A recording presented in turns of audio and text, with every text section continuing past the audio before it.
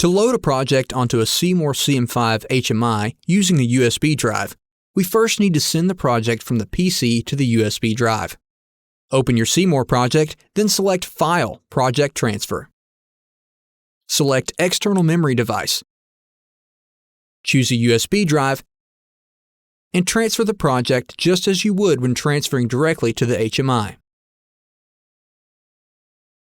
This creates the project file that the C-more panel can restore from the USB drive. Now, insert the USB drive into the CM5 panel. Next, open the system screen by pressing and holding the top left corner of the display for 3 seconds. Navigate to Memory. Then Restore. Select your USB device and choose Next. Select Project to restore the project file. Notice that you can also restore recipe files and update the panel firmware from this menu. When you're ready, select Next.